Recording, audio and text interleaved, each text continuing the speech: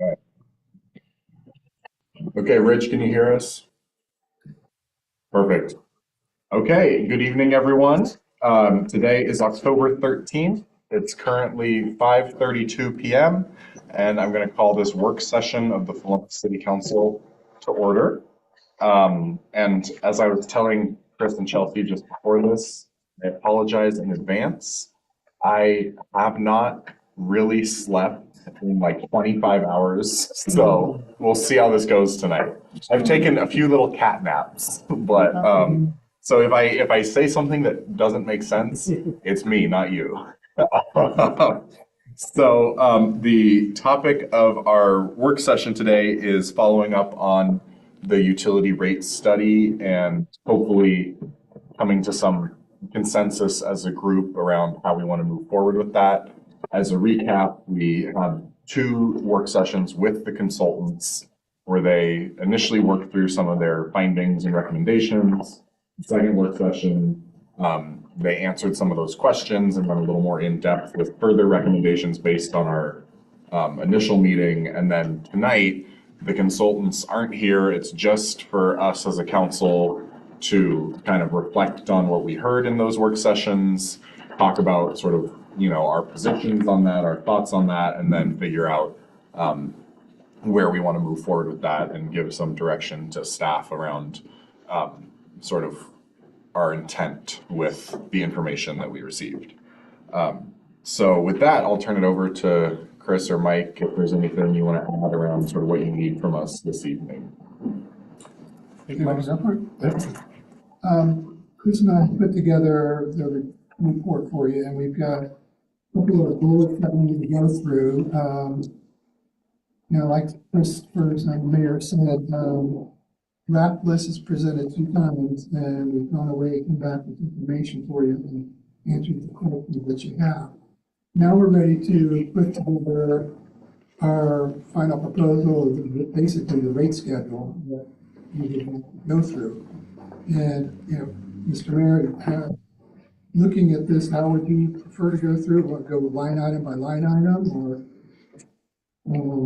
try to take the low hanging fruit first? Or, I mean, there's a couple, we could get held up in some area, but is there anything that we want to just kind of say, no, we're not going in this direction? We've got shift the revenue. She gave you a range of 25 to 30%. She was leaning more towards 30%, which, and then she presented information for that. And then we talked about multi-residential. One of the councilors, I think it was Councilor Andrade, we should still be doing the multi-residentials. We have the 50% reduction. Do we want to get rid of that? Then the mill elevation surcharge is basically, we're going to do the volume increase. I think it was like 74 cents per unit. And then the volumetric rates, the tiered usage, we came back to 3, and we want to do that. And then the fire lines and the hydrants, that one, that one's going to take a little bit of work on it. But it's something, do we want to pursue it? We want to go out, for example, Interpol, they have one thing coming in, they shoot out a whole bunch of lines and they take water off of that. We don't have a meter on out there, but we have it here. So do we want to pursue that? So that's the first, 6 items. What is that? 5 items. Any of them that we want to just say, no, we don't want to deal with it. So we're kind of looking like for direction from the council. How do we want to start this? Can you have this listed somewhere? Okay. It's in the work session. Yeah. It's in its own little. In the very back page. Well,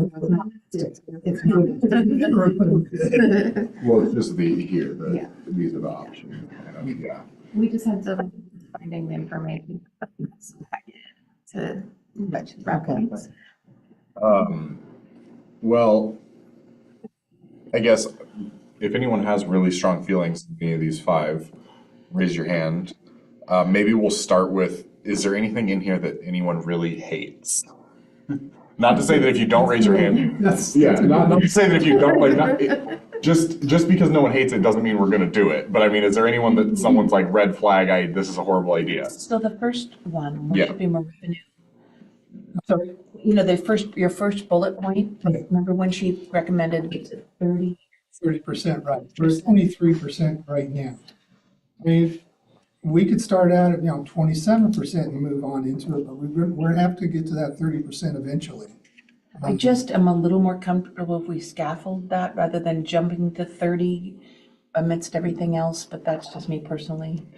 I guess maybe for the purpose of this conversation, I think it might be helpful to talk about our thoughts on the tools themselves, and then later we could talk about how far we want to push those tools or not. But like, That's a good way of looking yeah, at do we it. even want to use that tool? Yeah, can I back up maybe just a little bit further? Sure. Nobody likes to raise water rates. No. It's always a difficult discussion for the council. And you really do have to kind of put yourself in the position as the fiduciaries, if you will, or the board of a company that's selling water to its residents, right? And it's really easy to put ourselves in a position of residents because we are residents and we all have to pay that water bill. And so I would challenge you this evening to really try to look at it from the standpoint of the business that sells water, that has water pipes that need replaced over time, water lines that run out, valves that go bad, need replaced. And with that goes the concrete and the asphalt patch and everything that goes with all of those repairs. And so we have to be making enough money in our water department, our water fund, to pay for not only operations and maintenance for the personnel and the parts, but also for future expenses, right? And so that's the big push for it. So that's where this target number came from.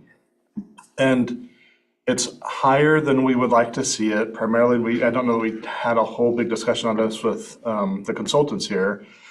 But our water treatment plant, we knew it was going to be a big lift. We'd been doing rate increases for several 6-month periods of time to get our rates up, preparing for that. And when we got the $12 million from the state, we celebrated and we dropped rates back down to like 2017 rates, which was great for a time period because everybody, instead of having to have those higher rates to pay for that, dropped it down, but 4 years has come and gone since then. So here we are 5-6 years later.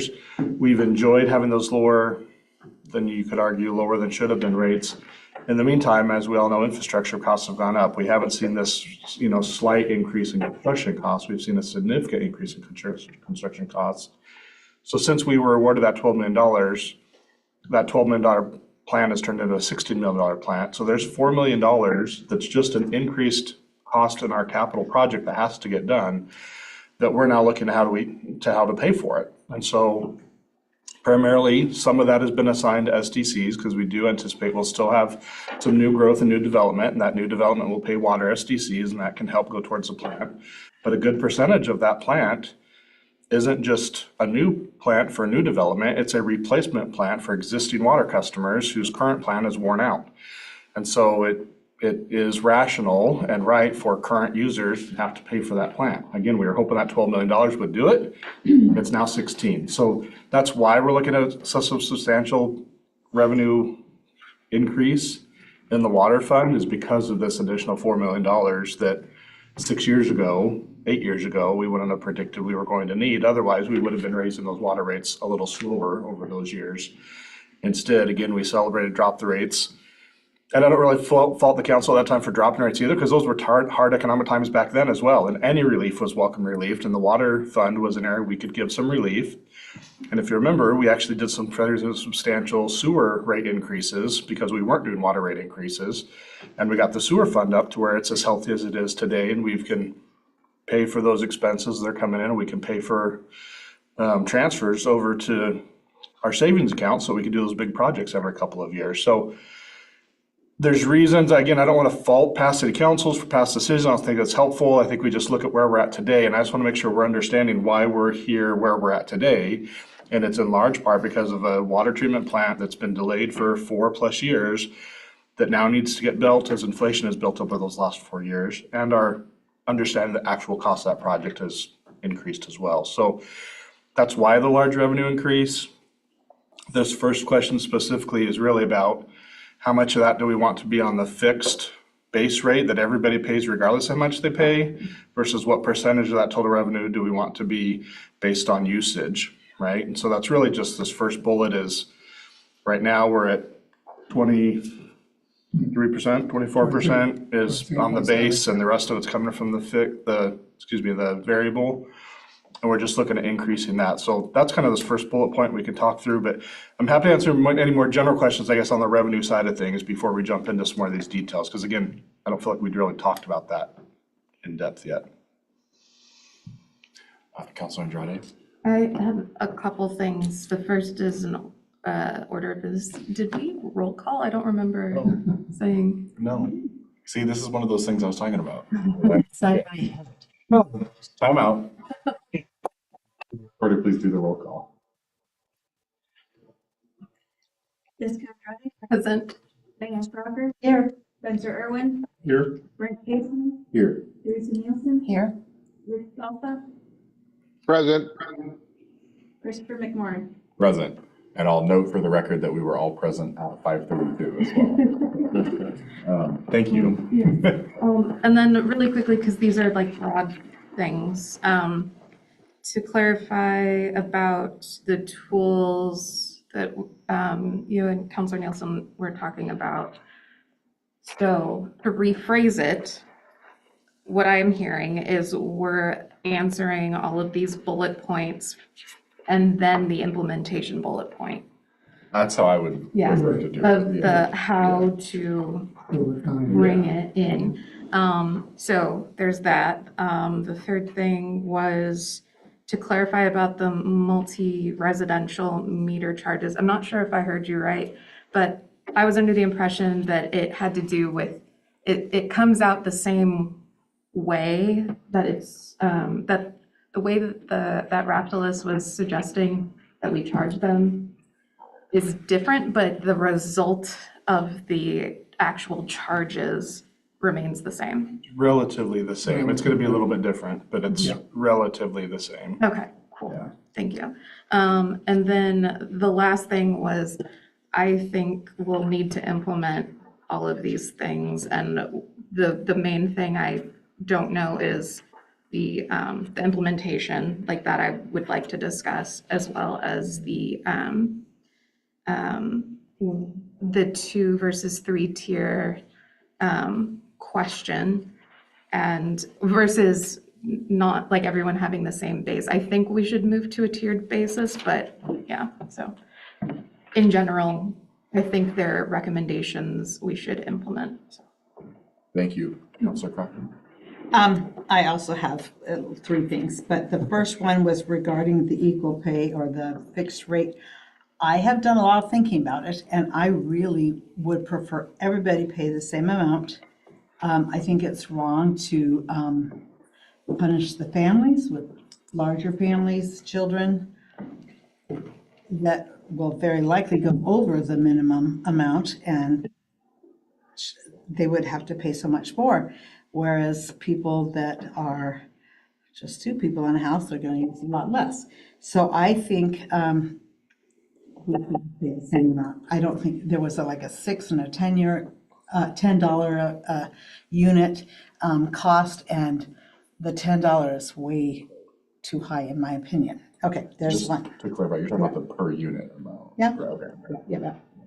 And then the fire hydrant cost for people that have fire hydrants is phenomenally large to go from 0 to that. I think we need to do incremental steps to get there, perhaps, because I think it's to everyone's benefit to have fire hydrants available. I think that if somebody didn't have one that needed one and there's a fire, it's going to spread through our town. And it's not just for that one property's benefit the way I'm thinking.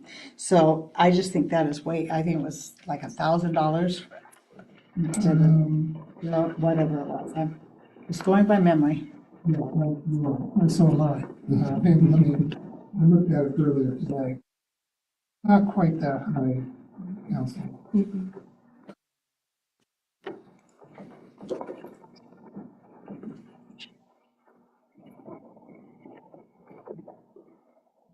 Sorry, I just looked at it.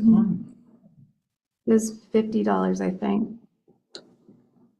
No, it was based on meter size. Yeah, but the hydrant, or unless I have the wrong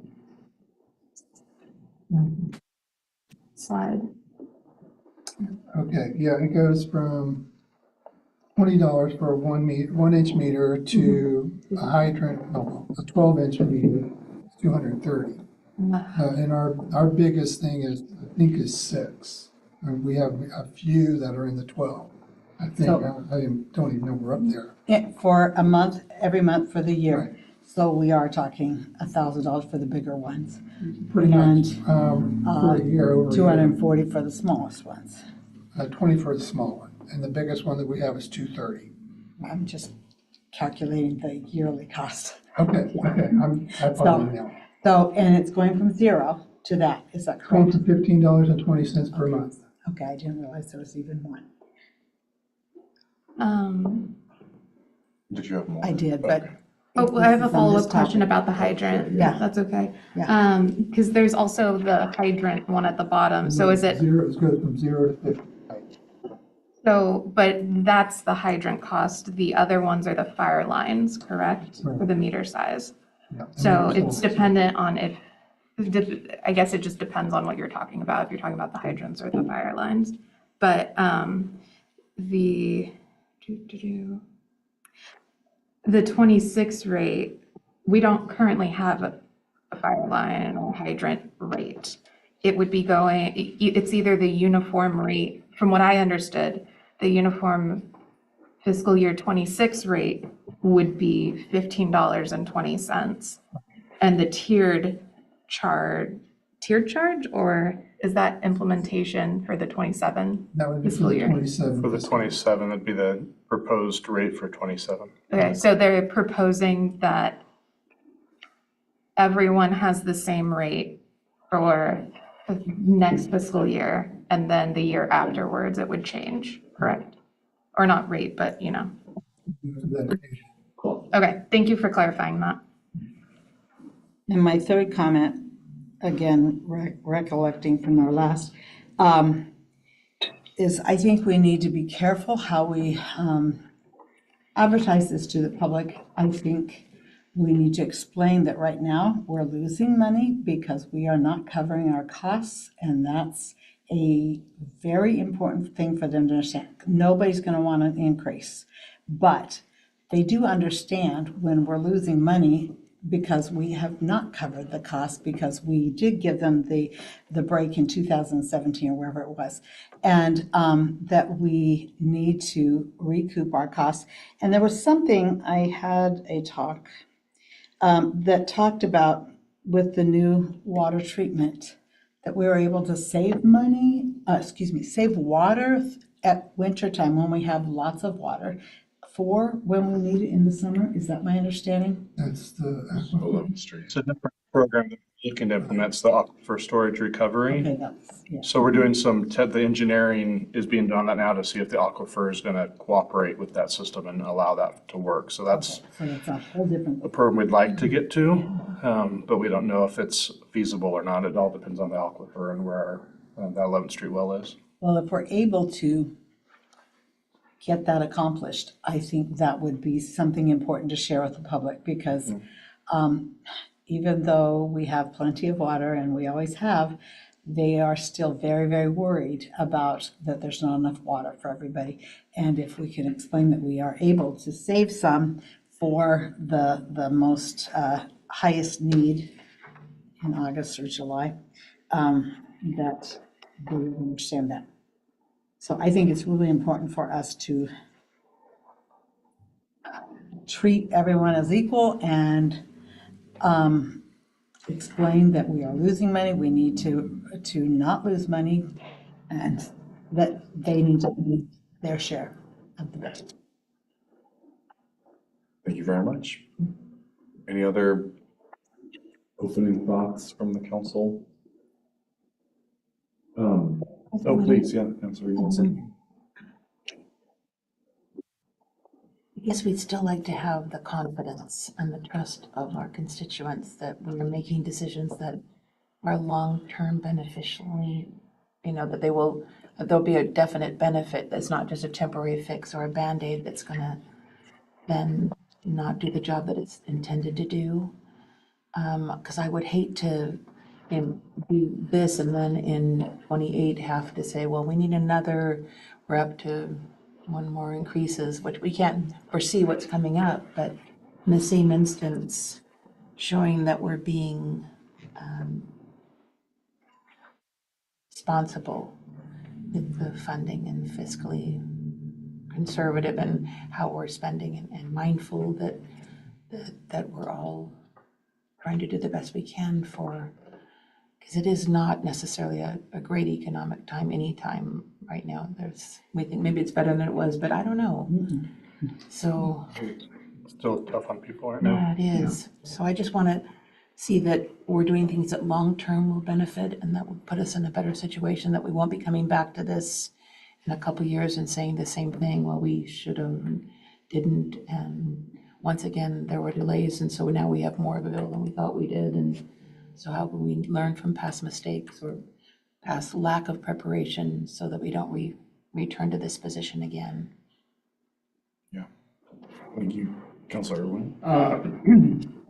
I'd just like to say that I think in general, on my philosophy here, is that it's like never a good time to raise rates. And so I think we do it kind of firmly and with some discipline and just like, kind of like Teresa said, even if we have, I feel like even if we would love to not raise them as much or ease into it, part of me says, let's just be forthright and say, this is what it's gonna take in order for the system to be sustainable and continue to work. And let us, one of the things that I've always been proud about our city and our council is that we save and pay for our projects ahead of time instead of having to use alternate methods, bonds and stuff. Not that we've never used that, but like, a lot of the stuff we don't go, oh geez, guys, it turns out we haven't been planning and we're gonna need you to cough up a bunch more money. And so my thinking is that if we figure out what it takes to make it work and know that we're gonna be a little to the positive so that that money can go into the savings for future improvements, maintenance, emergency situations. I feel comfortable explaining that to a constituent and just saying this is, the reason we made this decision is because it's the right way to do this. And there's you can't, and frankly, the other thing is that if we don't, and then the plant is delayed again, because we weren't able to raise all the funds that we need. After that delay, it's likely that, it doesn't appear that the inflation is chilling out much. Or at least not in the, next 5 years or something. It's at best gonna slow to not growing, or, I guess decline a little. Brent's looking at me side eye, so you probably know it better. So I just figured things. He's looking for your crystal ball. He's like, That's right. I guess what I'm saying is it does not appear there's a scenario where all of a sudden the overall cost of things is plunging. So we're kind of preparing for a future where things are more expensive than they were today, particularly, maybe not like consumer goods, but water treatment plants probably aren't going down in price, and it's not. So I think this is a new normal, unfortunately, when it comes to infrastructure expenses. Yeah. Councilor Crocker. That's what I want. Again, I think the way we present this to the public is very important, because I agree with Spencer that we are right in doing so, but we can't just raise it and say, oh, that's how much it costs. We've been very responsible, replacing all the sewer pipes, doing the new water, everything that we're doing is for the betterment and the good of our community. Everyone in the community is going to benefit from it, but we also have to share the cost.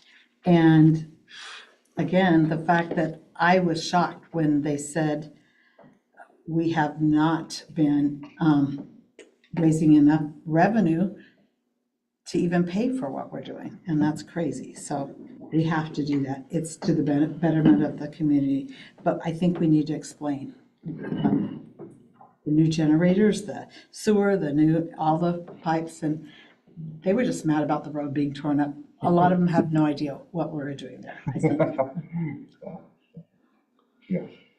Yeah, and for at least 2 years and probably 3, we've known we need to do utility rate study. We've been kind of punting on that, and it made sense to wait until we were closer to having the treatment plan completed before we did the rate study.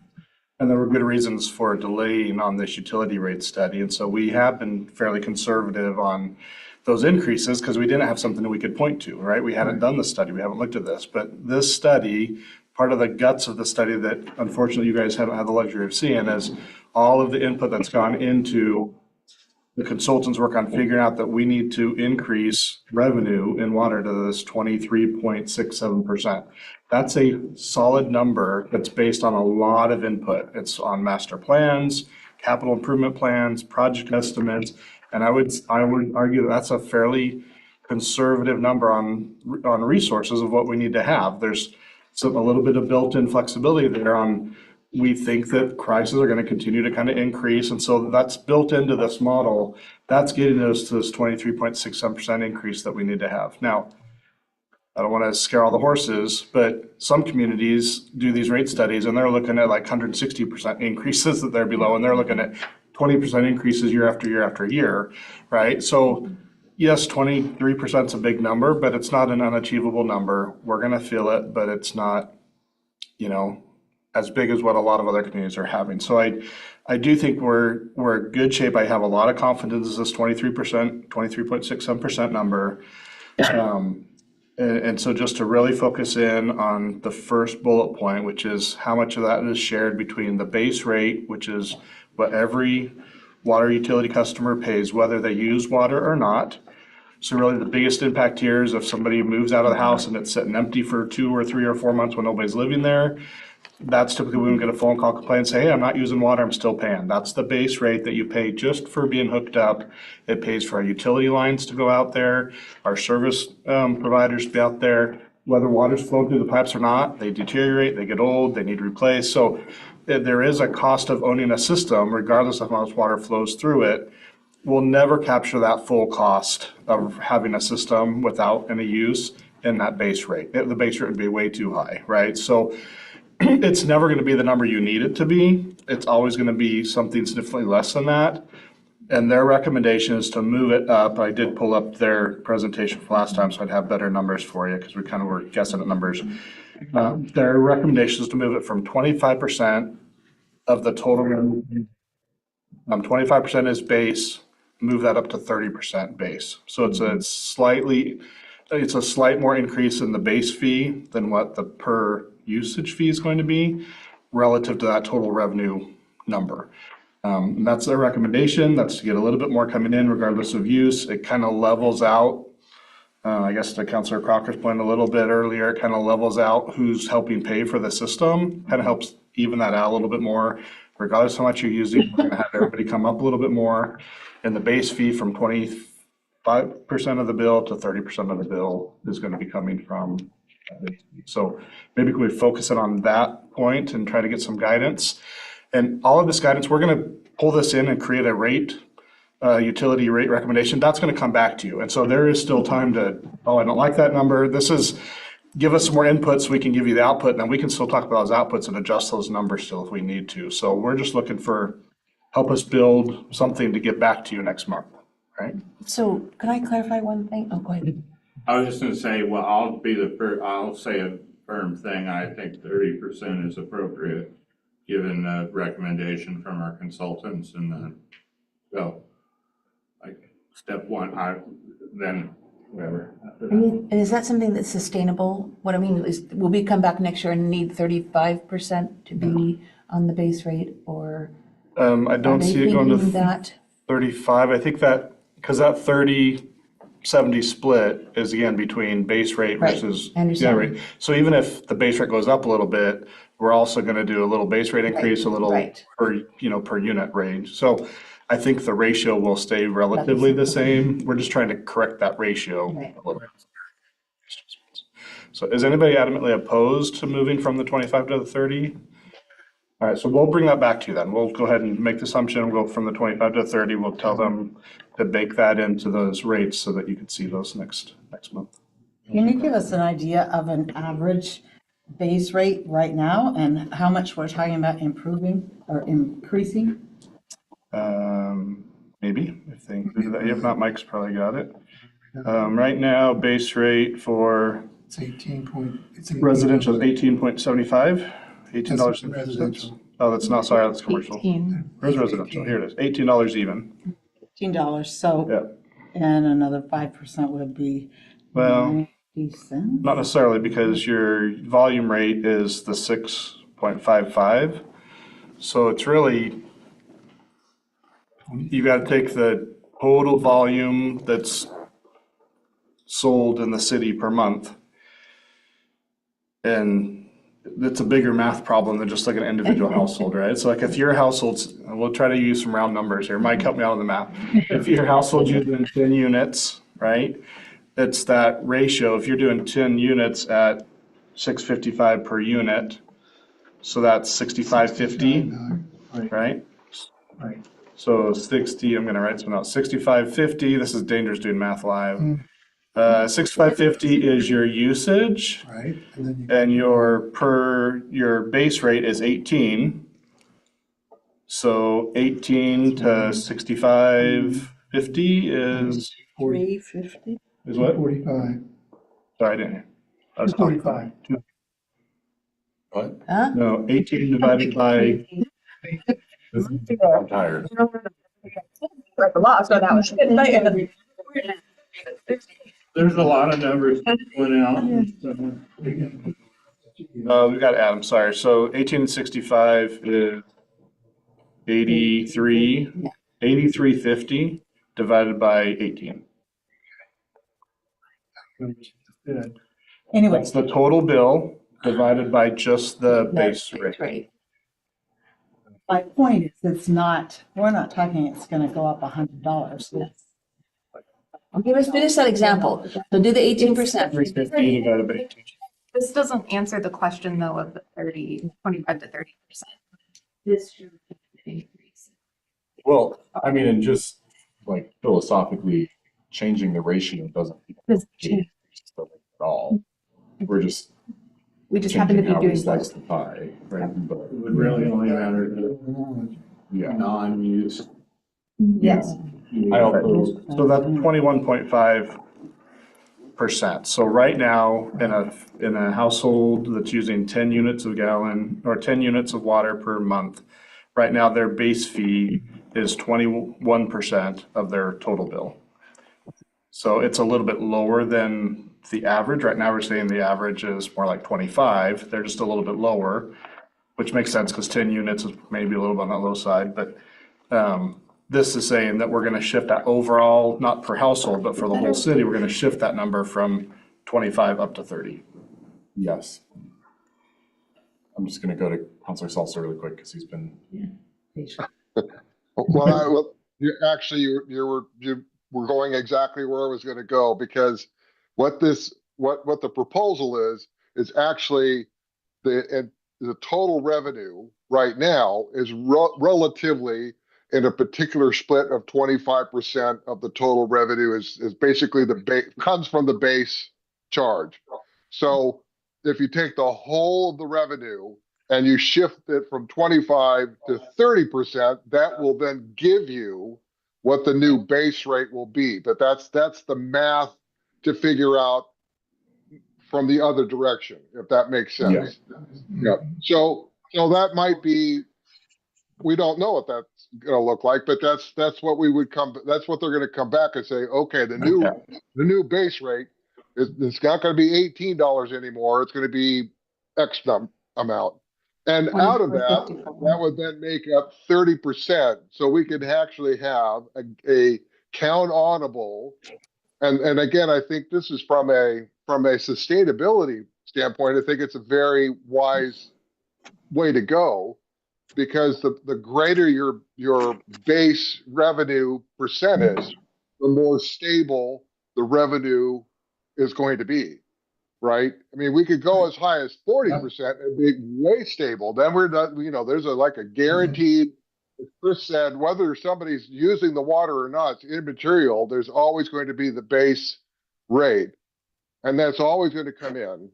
And then, but we rely less on usage and more on the base rate to figure out total revenue.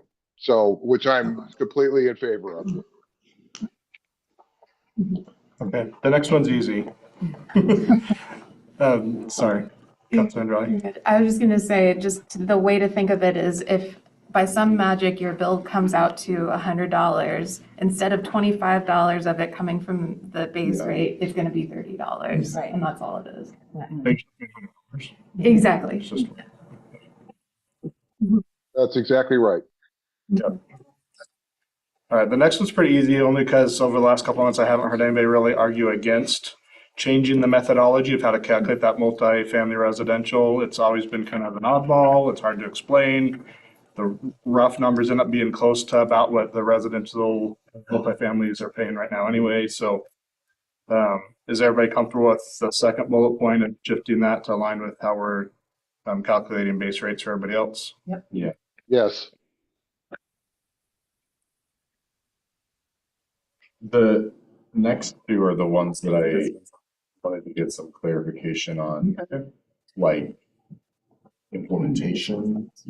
Because if we have like 2 different elevation zones and 3 different volumetric, is that going to be really complicated to do or no? Okay.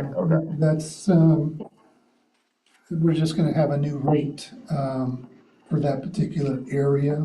Okay. So I see no implementation problems whatsoever. Okay. We can plan for that. Once you start planning for it, we're okay. Okay. But that one is just something the council needs. Are they comfortable with doing that for elevation, which it's a wise choice. Yeah. I guess I just mean the elevation, like if we did both elevation and volumetric surcharges. Right, but then like the next bullet point, like for where, If we get into the tiers, the fixed. right, like I guess my question is, would it be complicated to do both of those at the same time? No. Okay, cool. So, Okay, It would really just be an extra double check when we're first signing somebody up a new account, Yeah. just to make sure that we're checking, are they within that elevation zone or not? Yeah. And then, something consistent. yeah.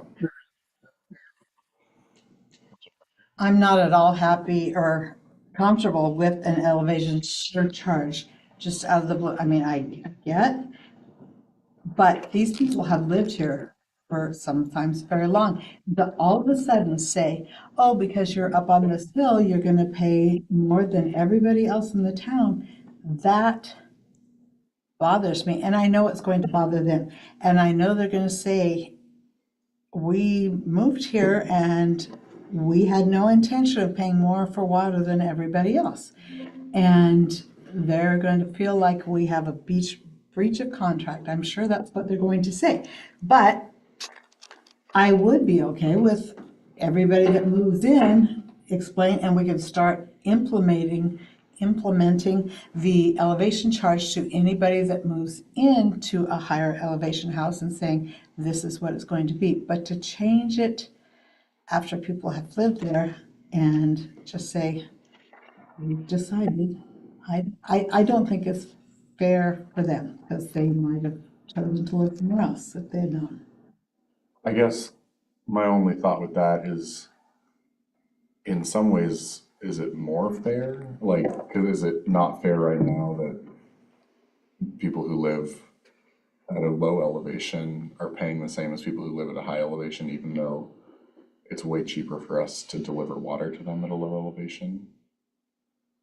Like, I guess that's the thing I like about this, is it feels like it's actually more fair, and so like people have been getting cheaper water than the cost at high elevation and more expensive. Like people are overpaying right now I at understand low what you're saying. Yeah, elevation. yeah, I understand that. I just think, I just don't feel good about saying all of a sudden, you have lived there for 25 years and it's not been any different, and now we're gonna make you pay. And again, how much, are we talking $3? Are we talking 74 cents. 74 cents per unit. per unit? So it really isn't astronomical. Right. Yeah, it'd be like a couple bucks. So it's really about switching to a more applicable model for the delivery, right? Like it's actually based in the burden of the thing. It's more of a principle thing than, because we could homogenize it all. We could put every single cost in a bucket and then just divide it out per everybody. But but this is sort of the opposite of, not the opposite methodology, but just trying to make our billing model match the way that our costs are incurred, if that makes sense, more accurately. Counselor Salsa? Thanks. Just, I don't want to belabor the point because I do agree in principle with Counselor Crocker.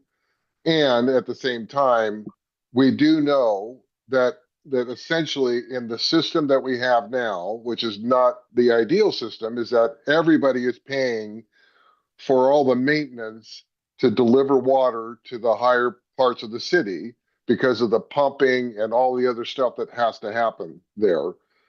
And they've been getting that service basically at a discount for the last X number of years. They just have, and it's but what I'd be interested in is what are we actually talking about? Would the rate change actually look like? If we're talking about $2 a month, I think we're putting way too much emphasis on this. You know what I mean? If it's $40 a month, well, then we probably have something to be more concerned about. But I think before we get too far into this, it's like, in the interest of kind of letting things leveled out, it would be interesting to come back to say, all right, basically on average, given everything else that we've done up to now, what would that actually look like to the people up there? And I'm not opposed to doing kind of a grandfather thing, although the bookkeeping of that was probably more of a nightmare. Mike is going to pull out what little Harry has left, you know. Anyway, No, no slamming. Just yeah, If it's 74 cents per unit, if we do a 10-unit household, that's like $70, right?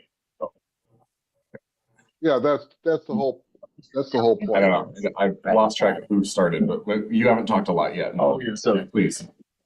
only if I think something worthwhile, so very little. But it seems like also the idea of the utility rate study, if I'm understanding, is to have kind of an objective, third-party, black and white perspective on this. And so unless there's a strong black and white reason not to, or, I mean, not that it all has to be black and white, but this was our opportunity to receive a third-party objective perspective and to accept that unless there's a real reason to reject it. That's my overarching thought. Counselor Andrade and then we'll come over here. Nielsen was before me. Okay, Andrade, then Nielsen, then Crocker. And I'm empathetic to like not wanting to increase rates or add new charges or anything like that. And also, like, I understand that this needs to be done. And yes, we're talking about if someone, it has 10 units, it's an extra $7.50. Because 74 cents times 10 units, $7.50. And I think also that it's important to, I think this helps, I don't want to consider grandfathering in tenants. I think it's, as the mayor has pointed out, people have been getting a discount and it's just way too complicated and like we kind of need to simplify things and, yeah, that's the thing. And for your experience, the three of you, are elevation surcharges common in other Oh, cities? yeah, that was the other thing. So that's what I'd like to know. Caballos have like 12 different. Pretty common for Yeah, it's pretty elevation. I believe common. the consultants, someone here asked that and they said yes. Because you are pointing to pump stations, we've just put a new $80,000 generator for backup pump up there that came from utility rates. So everybody in the city paid for an $80,000 generator to keep the water flowing when the power goes out on Neback Gill, which services about 45 residents. So we're kind of asking, hey, those 45 residents, can you pay an extra $7 to $14 a month to help replace that generator when it goes out? Or should everybody in the city help pay to replace that generator? I mean, to be real specific, just as an example. So you can point to specific infrastructure that's only benefiting a select number of houses because of that elevation charge. And I agree with Councilor Crocker's sentiment that people may feel like, hey, we had a deal, but we change water rates every year. And then, we kind of make new deals with them and say, here's the new rate. We've made an adjustment and we can base it, in this case, back to, this was a recommendation coming from the consultant on how other cities more equitably distribute the collection of water revenue. Okay, I want to look at the math just in my head. Look right there now. If there's 45 people and they're going to pay an extra $10, that's a pretty, it's not a ginormous jump, but it's a pretty good jump. I think the rest of us might save 20 cents through that because there's so many of the rest of us that I don't know that it's going to be that beneficial for the rest of us to say, we're not paying for that, and then we get 20 cents cheaper, and it bothers me still to, I want to treat everybody the same. 6 cents per unit. Per unit is the savings for everybody else. How much, 6 cents? 6 cents per unit. Using that same 10 units, then you're talking 60 cents. Yeah, and I was going to say, I'm only 2 people at our house, and in July, we used 18 units or 19 units. And just last month, it was 12 units. So when we're talking about 10 units, I'm not sure that's the average family or usage. I could be wrong. We don't water all that much or do all that stuff. We don't wash our cars. Do you have a leak? I was just gonna say, that is ridiculous. You're not gardening. We're in the same boat. We're in the same, we have 2 of us and I'm a huge water conservator. 1 unit. We use 8 for 50 people. How many? 8. I don't think it's even 8. I think it's less than that. Where you led into my question was, do we have an average number? It would help my hypothetical math. Mike, can you It's higher than 10. If we put a matrix and We generally consider about 2 units per person is the general math on, at a planning, budgeting level exercise, about 2 units. so Someone's stealing your water. an average household is That's like 4. And that's not including irrigation, and that's just like domestic use. That's domestic use per household, or domestic use per person. That doesn't include washing the car, doesn't include irrigation, any of that, landscaping. That's just domestic use per person. 10 is not a, Depends like particularly because it's a nice round number, it's not a terrible proxy to be using for the. like a family of 3 or 4 and some outdoor stuff. Maybe like an average. Yeah. Well, and because it simplifies the math so much, then it's like Sure. Yeah. actually pretty solid. My yeah. point is, Well, I had the same, the rest of us will save all that much by making them pay Yeah. a significant jump, but I'm done. I'm gonna just double down on Councilor Crocker a little bit because my economist brain just keeps spilling out low rate, wide base, right? Narrower rate, higher rate, or higher rate, lower base, or smaller base, wide base, lower rate, right? So I think the argument to Councilor Crocker's point that I think is worthy of me repeating is are we really gaining, is the rest of the community really gaining that much more of a discount that it makes up for such a higher increase for a very select few?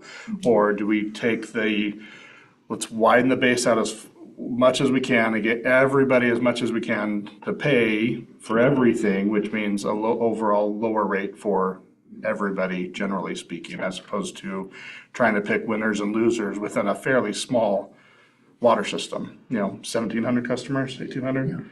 19. 19? Wow, we grew. 1,900 customers is still a fairly small base. Yes. And what we're trying to do is make it even smaller, make those bases even smaller and try to kind of pick winners and losers a little bit. So I get the philosophically, economically speaking, to widen that base and keep the rate low for everybody, rather than trying to pick winners and losers. I can also, again, this is why it's a policy decision, right? So I think either way we can justify it. We can definitely put it on the consultant, say, hey, this makes sense, other cities do it, it's justified. We can also say, yeah, we're gonna keep the rate low and have everybody help pay for those improvements. Yeah, sorry, I'll just. Yeah, go ahead. Yeah. I think part of it for me too is like, I also am aware of the fact that to do a little bit of a generalization, people that live on the tops of hills are higher income earners, and people that don't live on the tops of hills are lower income earners. But also to Councilor Crocker's point, I don't know if saving 6 cents per unit is gonna do all that much for lower income earners who don't live on the tops of hills. Like, it would be like if we got to cut, $1 a unit off of their bill or something, you're like, oh, that's great. But I feel like that we could do either way on this, and I honestly don't think it would make that much of a difference either way. I think it'd be cool to do it. If we don't do it, not that much would change. So, yeah. Councilor Irwin? I am mostly in agreement with the thing that you just said, is that if we don't have to tell people their bill's going up, yippee, if we make an adjustment. But I did have the thought, what happens if we have a new for like future, if there's a new development up top of a hill, and we haven't established that could really change. And I guess it is a thing that we could talk about at the time of the concession or whatever for being able to build a development. But the more we build on the hills, the higher that burden becomes. And it starts to sound really metaphorical on the people in the valleys to support the hilltop. And I didn't really, that was unintentional. But you know what I'm saying? So while it's kind of a low lift to say, yeah, I know it's kind of disappointing, but your bill's going up $650 a month or whatever it is, because we got to buy these pump stations and $80,000 generators and whatnot. Now, if, I was trying to come up with a cool name, something Suncrest Hilltop Villas that built, and then, look for that coming in 2028. It might be nice to be able to just sort of look back and say, yeah, well, there is an elevation surcharge. It would give us some teeth to make sure that an appropriate pump station is included, or, even maybe it gives him an opportunity to negotiate that they cover the pump station, and then we have plenty of resources to maintain a new pump station. Like, it just feels more flexible, and I think, we do sort of govern for the future here, so. Seems like our costs would be higher if we had to pump to more places, though. And, Right. Yeah. I don't think that, yeah. So, what a lovely, robust discussion. Where are we? Yeah. Yes, decision. I can go either way. Like I said, I feel like Councilor Crocker's still on the no train. Is there anyone who's like on the heck yeah train? Okay, we got one. Councilor Salazar, are you sharing an opinion, or are you saying you're on the heck yeah train? No, I just wanted to say, is there any way that we can actually get what the actual revenue difference would be. I mean, what are we talking about here? Are we talking about an extra $20,000 a year? Are we talking about 10,000? Are we talking about 100,000? You know what I mean? Like, if we're going to do this sort of from a fiscal viewpoint, if we're talking about something that's not going to make a material difference, then I don't think we put people through the pain and agony. It's just not worth it. It's just not worth it. Yeah, Do you the know what I best mean? we have, sorry, the best we have, Counselor Salsa, is from the consultant would affect 7.5% of the current households would be rolled into this elevation surcharge. All right, And as we've 7 kind of point, heard, that 7.5% of current households would be impacted I see. negatively.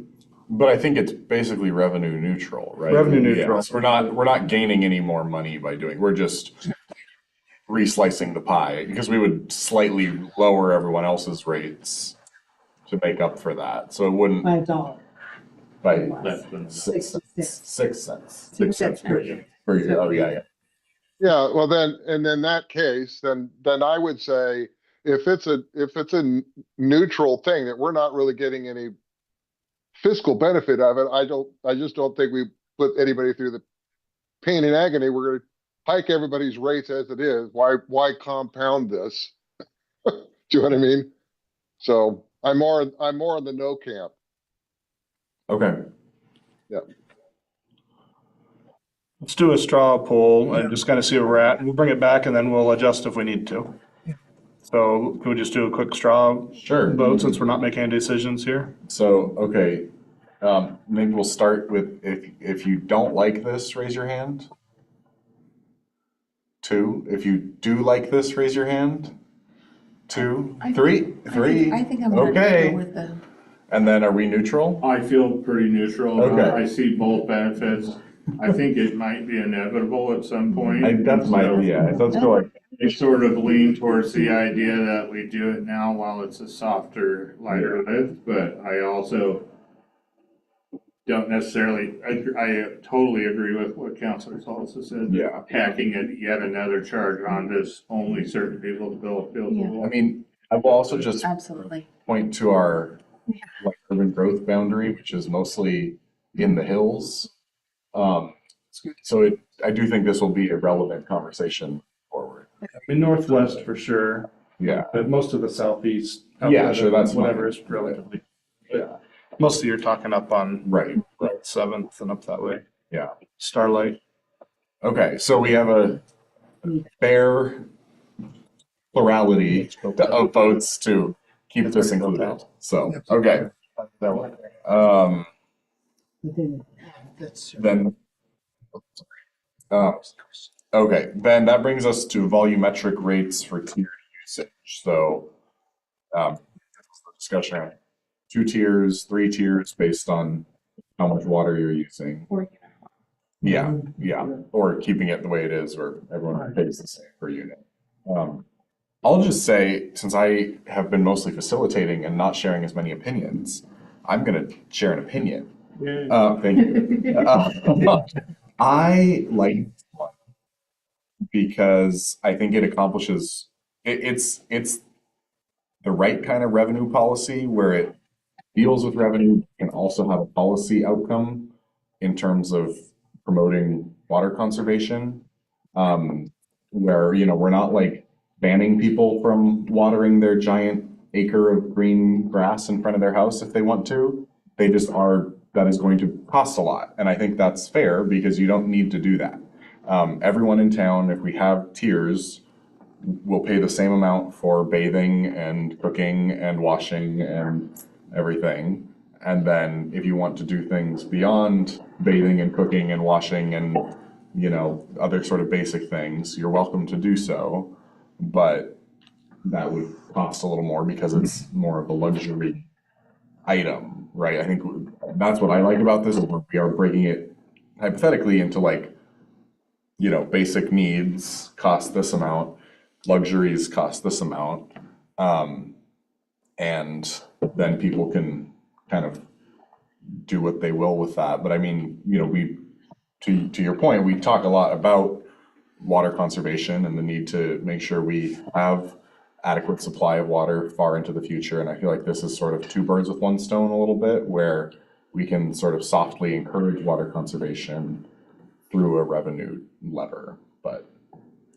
I don't agree that we are taking care of special, just basic needs, because I am certainly not proposing that people water an acre of land. But if there's 2 people in a household, or there's 8 people in a household, just taking showers or washing dishes, flushing the toilet is gonna take a lot more water. And so then we're punishing the larger families. Because they could not water a thing outside and still surpass. And I feel like those are the people that can't necessarily afford to pay more. And then we're gonna ask them to pay $4 more per unit? It just doesn't seem right. And again, I'm using my 12 and 18 units. I just was assuming that was normal because we don't wash cars and we have fake grass in the front yard, so there's I am a not that little much. worried about Yeah, so, I don't know what to do about that, but I will check in on that. But that's, the point is, there's just 2 of us and we're gone a lot of times. And so I just think that families with kids are gonna end up paying $4 more per unit, which I think is just not right. I think we should all pay the same. And I do agree with, if we're gonna be a community of family, it's great when you have 1 person or 2 singles or 3, but if we're known for good education, a lot of people could bring their families here, correct? And not all families are families of 2, or families of 1, or families of 3 even. So I do worry about how those bases are set. Could we tier it in a way that is not detrimental to families of 4 or families of 5? It's not saying we have to have, we're only wanting families of 1 in Philomath, thank you very much. Well, I think Only want families of 2, thank you very much, because if you come with more than 2, we're gonna penalize you on water. it's built on a family of 4 already, Yeah. the rates, But- so, The 2 tiers, it's 0 to 12, so that's in theory 6 people. yeah. If we do 2 units per person for a family of 6 people. And is that really the usage that they are using in? It Is says that a- it was 63% of, or so as we, where my number, 63% of the usage, which was 90% of households, are 12 units or less. 90% of households. Yeah, I think you have a lead. I checked mine, Diane, I'm only a 3. Yeah, I'm a lot. Just ask, is that where it says total usage on the bill? Is that? Yeah. Yeah, you just. I think speaking of revenue issues, when Diane gets her pipes fixed, we're gonna lose a lot of revenue. That is true, Yeah. yeah. Sorry, yes, Counselor. And I think the other important thing to remember is that the discounted rates for low-income families and individuals are still baked into the like what they have suggested. So even if they are going over that amount, because they have more than 6 people in their family or something like that, or because for whatever reason they need more water, then we have ways to help. So yeah, I'm less concerned about it than, and I suppose, I had asked for the 3 tiers because it seemed like there was a lot more, I wasn't quite sure how it all played out with like the percentage for the different rates and stuff. And so I would prefer a volumetric charge, like a tier system. I am down for 2 or 3, so like that part isn't as important to me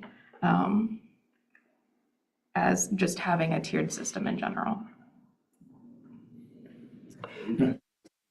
Steam. Back to my opening statement, put our City of Philomath Business Fund hats on and looking at it from a standpoint of we're in the business of selling water to our customers and maintaining those water lines and keeping the system operational and well-maintained. And, when people don't pay, we have to go and shut them off. And when they pay, we go and we turn them back on. And there, there's an expense with running a water department. So you are running the water department, you're the boards on the city council, if you will, of the business. And so you need to look at this from a business standpoint. And I'll ask a not so popular question. Do we have a lack of water? Do we have a lack of supply that is causing us to have to conserve what we have, to force our customers to purchase less of what we want to sell them or in the market to sell them? And I would argue that I don't think we are. I think that we have a month or two in the summer when we start dropping down and we get a little concerned, we watch. But in my 12 years I've been here, we've never had to tell people to not water their lawns, not wash their cars, to do any type of conservation, which we have a conservation plan for. And I'm green through and through, Oregonian my whole life, and conserving water is in my blood, right? Like, we all want to feel good about that. We want to save our forests, manage them well. We want to conserve water, use it properly, not waste it. But I also don't think that the city as an entity has a problem with not having enough water to sell to people. And if we have pipes that need replaced and systems that need to be operated and those things, why not sell as much water as we can to the people that want to buy as much of it as they want to for a reasonable rate, lower rate, more volume, right? So why not sell more water? And people on their own are going to conserve or not conserve because they're still going to pay a usage for every unit that they're using, right?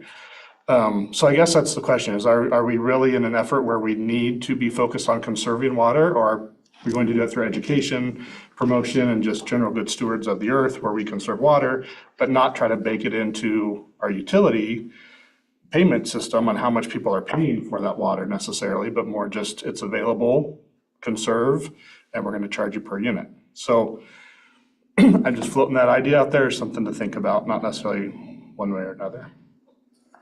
I guess I still am very much in favor of it. And if we're gonna do the elevation surcharge as sort of a forward-looking measure, this also feels like a forward-looking measure. And I guess, and I was holding this in, but I do disagree a little bit with the business hat, just because, yes, it's a enterprise fund, so we do run it sort of like a business. But on the other hand, people don't really have a choice. Like, if you think Disney Plus is too expensive, you can go get Netflix instead. Or if you think Safeway is too expensive, you can go to Fred Meyer instead. If you think the water's too expensive, too bad. And you are required to have city utilities if you live, you can't like install your well if you think the city utilities are too expensive. So it is a little bit different in my mind than a business on that front. And the other front, which I think goes a little bit into what you're saying, but on the flip side, I feel like the objective of a business is growth and driving sales and driving profit and driving, ever increasing sort of expansion of your market cap. And that's not our goal as a city with our utilities. Our goal is to make sure that our residents have water. If we get more residents, they should have water too. If people move out of town, they don't need water. So it's not like we have to, pay out dividends to our shareholders and do our quarterly earnings call and show that we're in a strong market position to no, that's not what, that's what maybe the board of a corporation gets elected or not elected based on, but we get elected based on if people feel like they're paying a fair rate for their water. So I get what you're saying. I just think there's sort of the other side of that coin. But I think Councilor Andrade and then Councilor Wynn and then Councilor Salsa. I agree with that wholeheartedly. And then also, and with the idea of, forward thinking as well, trying to, make sure that we do have enough in the future, as well as the present. But, my question also has to do with water rights and like upstream, downstream water rights and just the idea of, you know, my understanding is that we are kind of at the mercy of upstream water rights users, and that if they end up using a certain amount, which I think they've come close to in the past, that we have struggled. I don't know if my understanding is correct, but No, sir. that's what, yeah, sorry, that's what I meant by upstream. Yeah, not physically upstream, but yeah. Yes. So has that been an issue in recent years or been close to an issue, and like, what does that look like? So we have water rights. We have several different water rights, and some are seasonal and some are not. And the city, in my time here, the city was curtailed one time from the water master. Our current plant, just to put rough numbers, our current plant was produced about 1 cubic foot of water per second. That's how much water is getting sucked out of the river, processed, and put out to the system. And we were curtailed on our water right down to no more than 2 cubic feet per second. So if our plant's only capable of physically extracting 1 cubic foot and we get curtailed from 4 down to 2, did we really get curtailed? We didn't really get curtailed, so we didn't fight it. We didn't bother hiring the attorneys and going to bat, say, no, we shouldn't be curtailed, and this is the language.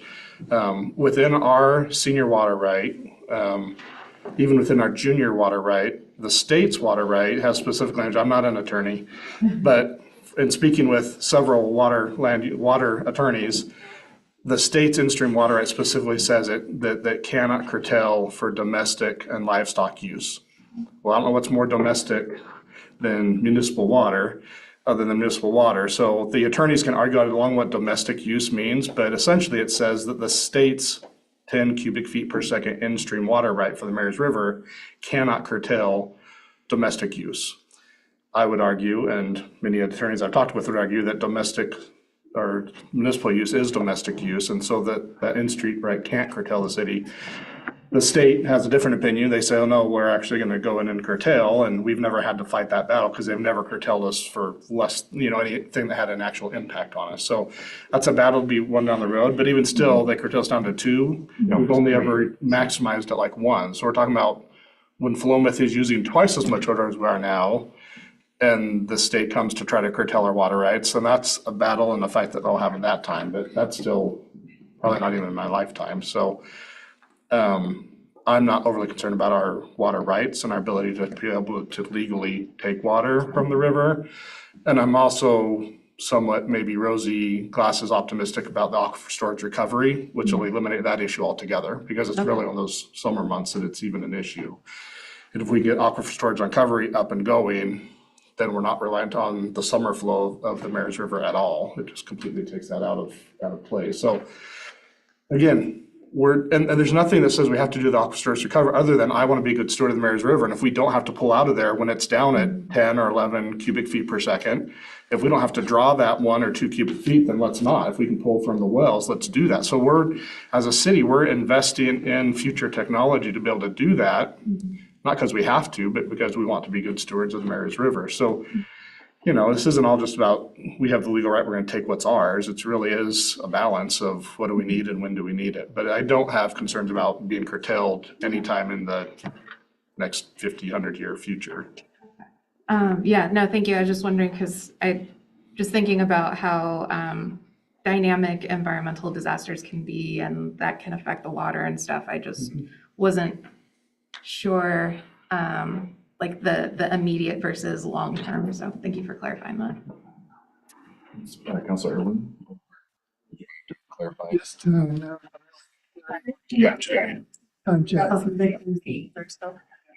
My stuff. Am I good to go, or do you? Yes, please, yeah. I don't mind either one. Honestly, the things I don't want to do is penalize families. I wholeheartedly agree with Councilor Crocker.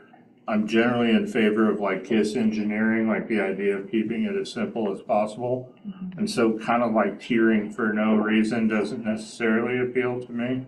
And I am a little bit, and I do kind of like Chris's metaphor. I do agree that we're not profit driven, but it does, like, in terms of like setting up an enterprise fund, we kind of want to encourage, make it easy for funds to flow into said fund, you know, or money to flow into it.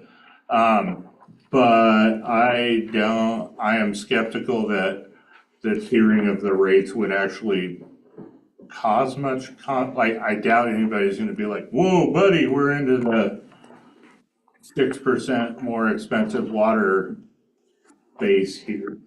You know what I'm saying? But I do think it makes it, if it can help make it gentler on the people that are really just like domestically using water, like, then that's great. But I don't want to make it harder to implement or no, I guess I don't necessarily see it as particularly encouraging conservation Okay. as like that being the mechanism of it. But if it makes it easier on the people that are conserving, I do kind of see that value. But yeah, I don't know. So that probably didn't actually help clarify, but that's, yeah. Yeah, I just want to get to Counselor Salsa. He's been waiting. Yeah, thanks. I'll be short. So just to clarify, in the volumetric charge in the tiers, are the tiers then, for example, if we're at the 3-tier system, the first 6 units would be at 575, and then 6 to 12 units would be at 862, and then anything 12 and over 12 would be 1150. Is that accurate? That's correct. That's correct. Okay. So having said that, I think my personal view is I think the 3-tier system does things from again, a sustainability and, sort of leveling out the playing field. I think it's fair, in as much as if we're going to charge 771 flat, right? First off, the lowest users actually be paying less, 575, and then the next tier up to 862. Well, that's only, and by the way, folks, 12 units, that's 9,000 gallons of water. Just to put it in perspective, 9,000 gallons, right? So, which is why, the percentage in the middle, I think again, from an evening out standpoint, I think the 3 tiers would make the best sense if we wanted to go to volumetric as opposed to just fixed rate. And that's all I need to say. Thanks. Okay, I think then can we do a quick sort of straw poll, maybe just to start? Tiers or no tiers? And then if we go with tiers, we can decide. Well, there's going to be tiers either way. Uh, okay, so I guess if you like going to a volumetric tiered system, raise your hand sort of informally. Okay, that looks like 4. If you don't like it, raise your hand. Okay, and then we got 1 neutral. I'm pretty neutral, yeah. Okay. Today is my day for fence riding. And then to avoid it. given that, and again, these are not final decisions, but given that there were more folks in favor of it, I would encourage those who voted against it to still participate in this next question. If we do tiering, would you want, how about raise your hand if you would prefer 2 tiers? Okay, and then raise your hand if you would prefer 3 tiers. Okay, a lot of abstentions on that.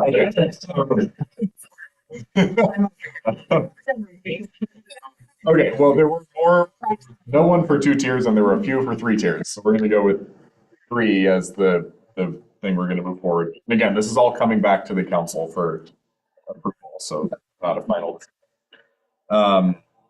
Okay, the last thing under water is the Yes. private fire lines and hydrants. I guess This is huge. it is huge. The biggest concern I have with that is just from like an economic development standpoint, because I know, I mean, people, and I feel this, I don't want to make light of this, people will grumble about their residential utility rates, but they probably won't actually up and move out of town. But if I'm trying to decide whether I'm going to build my factory here or here, and this has higher expenses, I'm going to build it over here. So I guess that's my biggest concern with that. Like, do you know if this is competitive with other towns? Is this, Not really. Okay. This is something that they kind of brought in at the, kind of the end of the process. okay, And my concern was, we need to study it. yeah, okay, To look at it, to see what is it that they're telling us to go look at, or what are you seeing that we're not? You know, yeah, we know that, like, I went with Interfor. yeah, We got one thing coming in, and Right. they got fire units out there, and they use that to soak through lumber or something like that. Sure. And we don't see that. So that's something that we probably need to go look into, study. Like, Kevin's got all the list of all this stuff, and we just need to say, okay, what's it gonna cost to count the numbers? So, I mean, the cost that they've got here, I mean, we've been surviving with the 15-20 for the last however long we've had it. So maybe we put this into effect in 3 years, or in another year after we've studied it, come to council and say, here, this is what we've discovered. And, you know, maybe we could use these rates that they came up with. yeah, So, I mean, that's how I'm looking at it, is, you know, okay, I understand exactly what you're saying about somebody coming into town, and we all thought that same thing when we were talking about it. So council can, you know, do we want to go forward with this immediately, or do we want to study it? I would prefer to table it probably, but, I don't know who. Maybe, Rich, We got beat the- us all, but. yeah, maybe, you know, since Rich got the last word, maybe we'll start with Rich this time. Okay, well, thanks. So just a point of clarification, at the moment, the city is not responsible for the private line or the private hydrants in terms of any maintenance costs. If something happens on that line or the hydrant, et cetera, that it's completely up to the property owner to manage. Is that accurate? Yes, that's correct. Okay, cool. So I'm probably less inclined to do anything other than what we do. Other than I do think that should be at least a nominal charge to supply the hydrant, because it is a supply. I think that that's a reasonable approach. And are these monthly charges, or are these yearly charges? Yes, they're monthly. Monthly. Got it. Okay. So I think, and given what I just heard Mike say, it may be worth actually putting this one back into, let's study this one a little closer, to get a little bit more refining done before we kind of throw this one on the pile. That's it. Thank you. Okay, then we'll go Councilor Crocker and Councilor Irwin. So it's per month. Is this a volume fee? The base No. fee. Just a base fee, so we're charging $6 more for, you said the 6-inch was the highest we had? Something like that, yeah. Yeah, so that's $100 a month, which is over 6 times the $15 per month.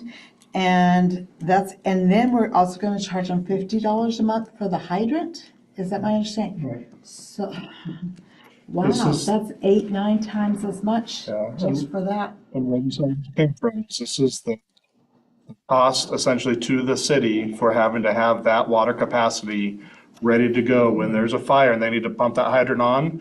We need to be able to supply them with enough water to put out that fire. And so there's a cost associated to build up. When we build our water plant and our reservoirs, that's all based on what is the fire need and what do we need to have for fire suppression.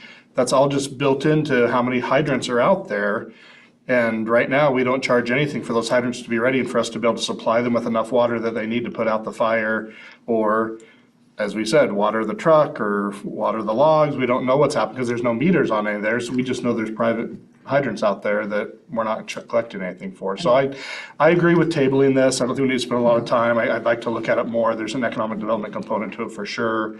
I'm not opposed to some fee for hydrants and maybe some additional fee other than just the base fee that they're paying the same as everybody else for that, because it is a lot more water that they'd have to have available to them than a house that's got a 3/4 inch line to it. We're talking an 8-inch water line. That's a lot of water we need to be able to push out to them at an instant's notice. But safety for our community, is Right. that worth So there's a something that- balance. So I'm comfortable tabling this if the council's not one. I think we bring it back to you a little bit. Counselor. I'll be quick on this one because I am also in favor of tabling it for now, and I just wanted to, with a sense of urgency, that I feel like it's appropriate we have some sort of policy for the unmetered ends, even if we don't have much teeth to it. And like, who's to say that a future, a mill might say, well, it's fire suppression to hose, like you said, hose down the whole yard's worth of timber every few days. That's a pretty heavily subsidized use from that we have no control or recovery of, that's being burdened by the citizens, and I don't think it's fair. Right, and so like, and honestly, like, what are we gonna do? Like, send investigate, like, we don't have like a huge methodology for like making sure it's working, but at least we could point to somewhere and say, you agreed at this point that, when you installed the line or whatever, that it would only be used, in actual emergency. I don't know, but yeah, something to that effect. And then like how it's actually being implemented, I feel not like, I feel like it's pretty hazy in what's actually happening with those lines for me, but I'm not a fire line expert either, so. Mayor, I'm gonna interrupt. We're right at 7:00, so maybe if we want to just pause the work session, we can go into regular session and we can come back and wrap up at the end of the meeting. There are just a couple more things we'd like to tie up, so. Yeah, I think what I was gonna maybe propose, and who knows, Mike might kill me. Is, like, I feel like we've had a good discussion of the tools, and I want to still get to storm drainage. But then I wonder if staff could come back with sort of, with those tools, here's some numbers plugged into them, and then we could more talk about the implementation next time of like, wow, those numbers are way too high, let's cut them in half. Or like, oh yeah, those numbers look good. And kind of, I just feel like it'll be easier for us to talk about the implementation once we finish this first step anyway of like, okay, since we've decided we want to move forward with, the fixed charges and elevation and volumetric, here's the framework, now let's like, does that seem workable? Yeah. Okay. So we just recess and come back and talk about storm at the end of the I regular. think, so we're all fine tabling the fire line discussion for now? Okay. Can I have just one question? Oh, please, Councilor. Can we put meters on fire hydrants and just charge them for volume? Wouldn't that take care of the problem? Question we need to research. Yeah, okay, so that's why I wanted to ask it, because That's what, they threw this on us, and we're all. Okay. It's a good thing to think. So, how do I recessing the work session? Yep. Yes. Okay, we're gonna recess this work session. We could take a few minutes. You want to take 3 minutes, 4 minutes, and Well, or you want to go? I just want to